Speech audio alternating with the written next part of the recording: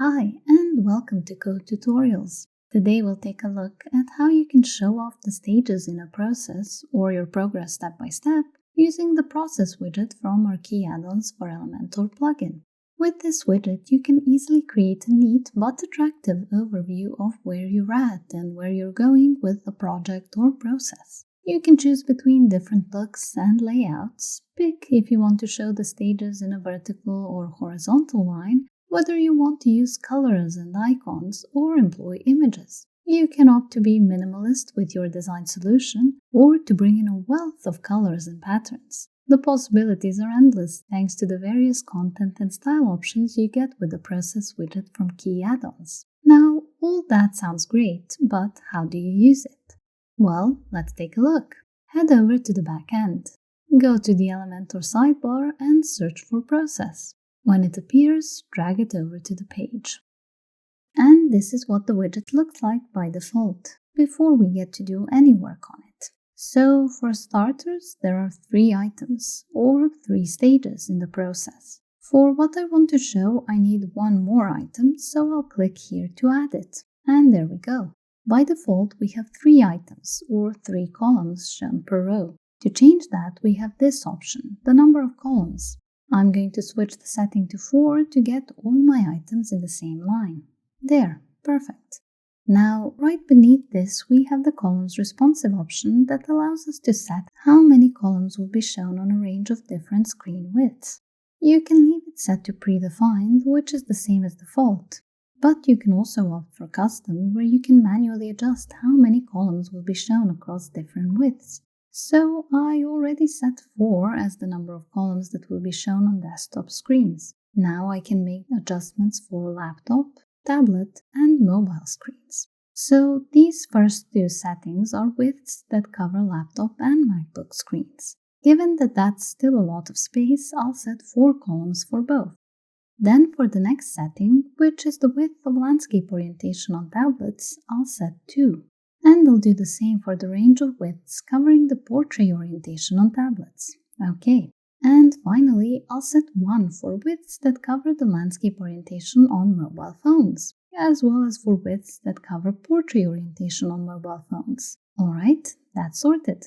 Now I'd like us to keep going and cover the options in the sections below. But we will be getting back to this section a bit later, as each item that makes up the process has options you can use. And we'll be looking at what those are when we circle back. For now, carrying on to the Appear Animation section, there's just one option in here, and it lets us enable or disable the Appear Animation for the items. It's enabled by default, which means visitors will see it when they reach the section of the page with the animation. You can disable it. In that case, nothing happens. The process is shown without any particular effects. But if I enable it again now, there it is. This is what the Appear animation looks like. I think it's a pretty neat thing to have, so I'll keep it. Okay, next we have the Layout section.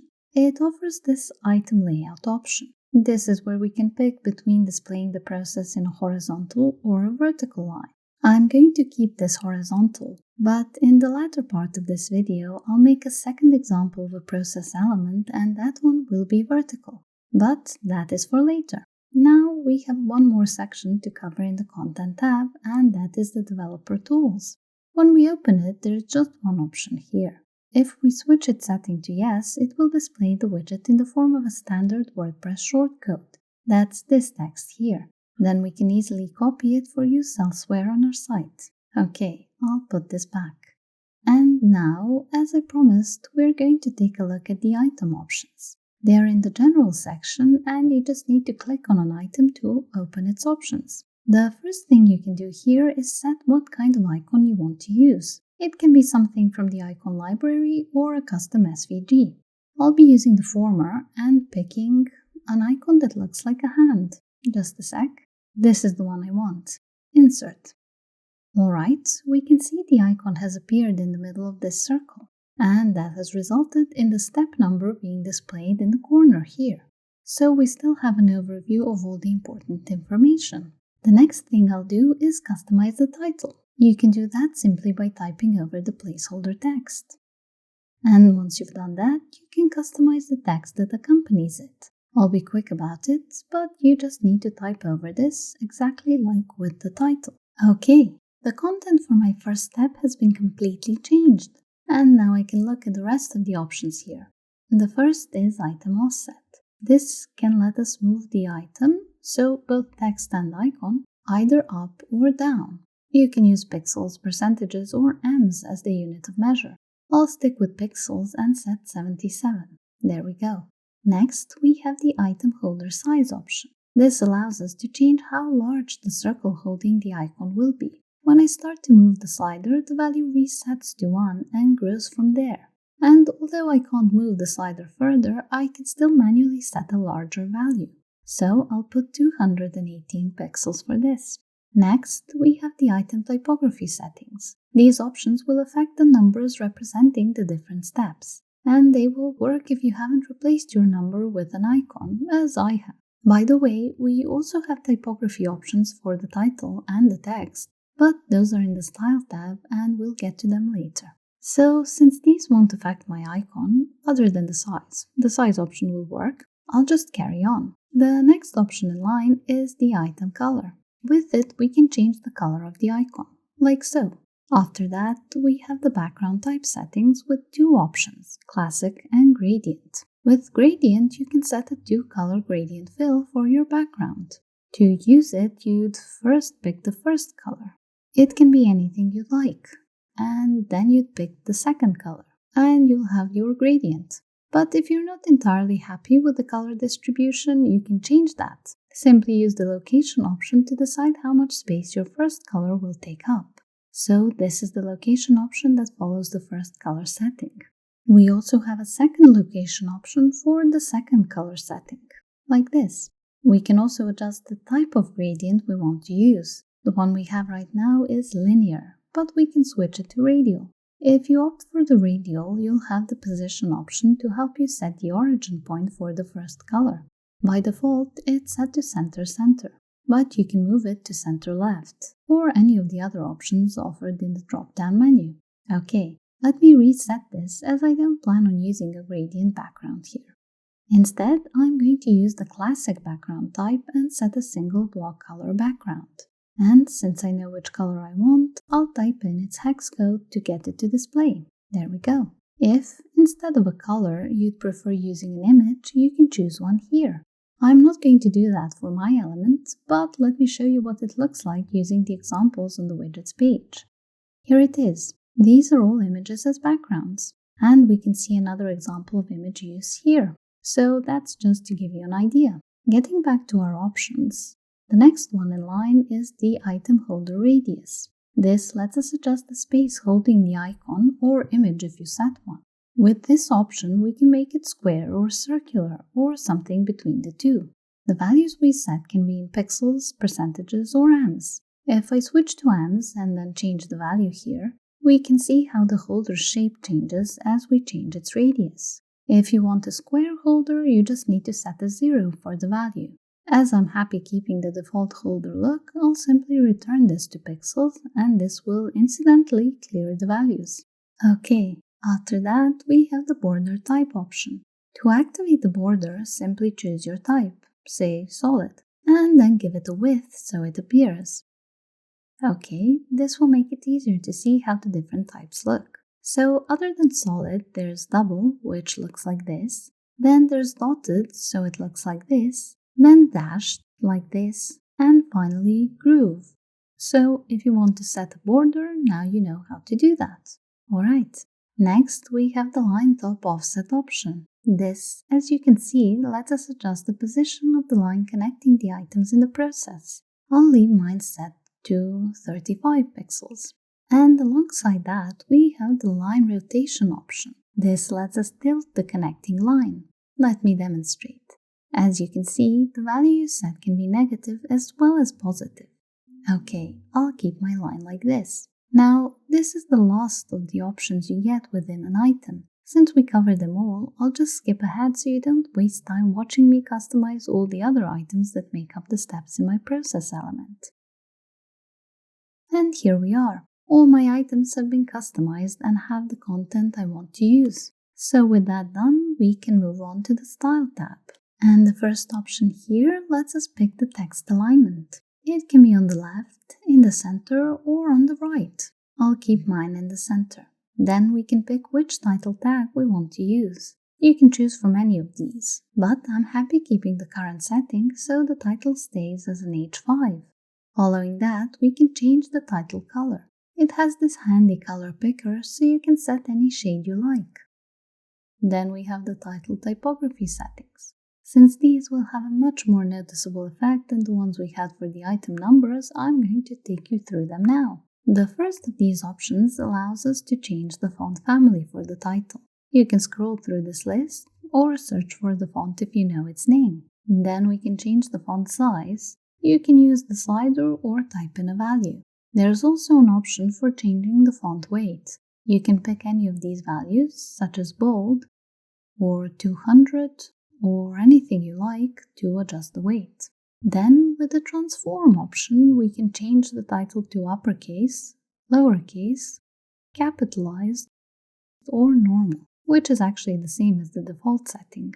And the style option can help us switch the title between normal, italic, or oblique, or back to the default. Then the decoration option lets us add an underline or an overline, a line through, or we can opt for none, as in no decoration, which is our default. Okay, after that we have the line height option if we want to increase the space over and under the title text. And finally, we have the letter spacing if we want to adjust the space between the letters in the title.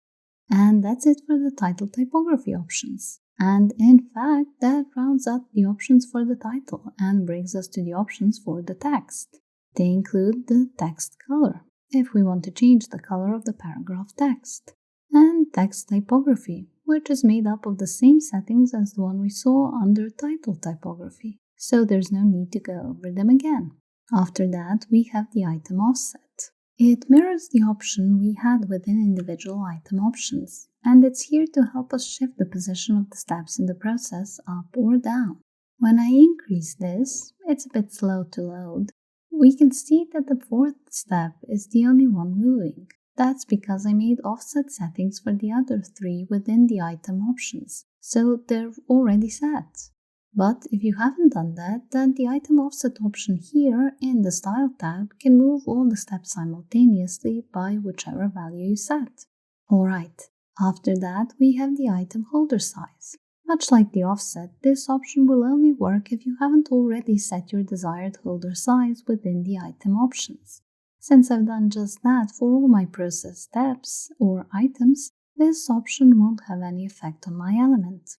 So moving on, we have the item typography option. It contains all the same things that we've already seen with the other typography settings. So I won't repeat the explanations, I'll only use the size option to reduce the icon size to 50 pixels. And then we can keep going. After this, we have the item color option. This lets us change the color of all the icons we set simultaneously. Keep in mind though that this will work only if you haven't already specified individual colors within the item settings. Okay, then we have the background type. This option allows us to change the color of these circles, or squares if you went for squares. However, as we can clearly see, I already changed mine earlier as I didn't want all the steps to have the same color, so this option won't have much effect for me. Then there's the item holder radius option. This is another one we've already seen among the items options, and it's what lets us set a radius for this space holding the icon or number, and in doing so we can transform it from a square into a circle and back. And speaking of options we've already seen, there's also the border type. As we covered it while going over the items, there's no need to spend even more time on it. Instead, let's carry on to the line style section. Here we have options such as line border style that allow us to style this line here. Well, all the connecting lines actually. So the lines we use can be solid, as they are right now, or they can be dashed, like so, or dotted, like so.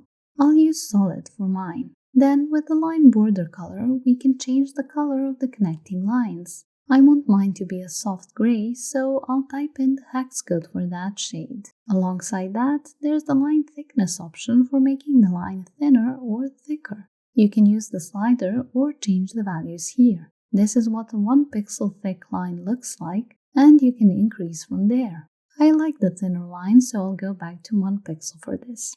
Okay, after this, we have the spacing style section. Here we have options like the item title margin top. With it, we can add more space above the title text. It works like this.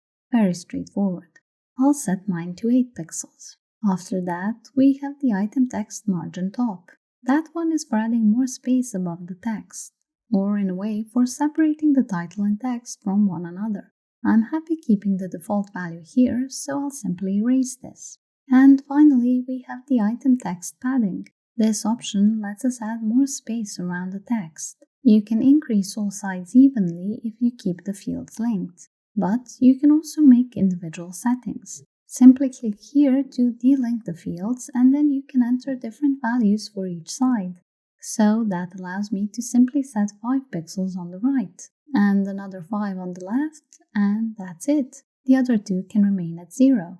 And that's all we had in the spacing style section. This brings us to the last section, the additional style. In here we have the additional holder color option. It lets us change the color of the number associated with each item or step in the process. It has this familiar color picker, so you can easily set any shade you like. Besides that, there is the additional holder typography option. It has all the same settings as the previous typography options, so I won't waste time by going over it again. I'll just increase the font weight a bit, there, and we can move on. Next, we have the additional holder size, which lets us change the size of the circle holding the number, like so. I think the default size is fine, so I'll clear this. And speaking of the circle holding the number, we have the additional holder position option to help us move it. We have 2 fields which we can adjust, top and right. You can shift both of those simultaneously, or you can click here to uncouple the fields, which will let you set different values for each.